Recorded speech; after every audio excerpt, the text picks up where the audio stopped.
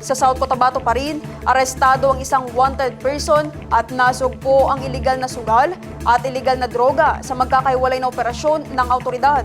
Ang blotter sa report.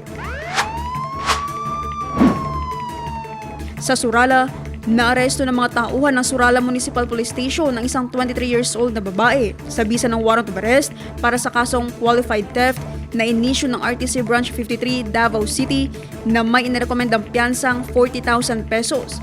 Ang sospek ay kasalukuyang nasa kustodiya ng pulisya para sa wasto at legal na disposisyon. Samantala, sa isang hiwalay na operasyon sa Pulumulok, 3 individual ang naaresto matapos maaktuhang nagsusugal. Nasamsam sa operasyon ng mga gambling paraphernalia at inihahanda na ang kasong paglabag sa Presidential Decree 1602 upang ihain sa tanggapan ng Provincial Prosecutor.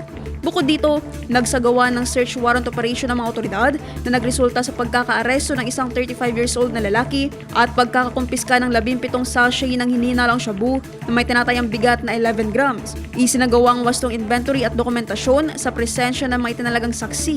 Ang sospek ay nahaharap sa kasong paglabag sa Republic Act No. 9165 habang patuloy ang paghahanda ng mga kaukulang dokumento sa pamamagitan ng inquest proceedings.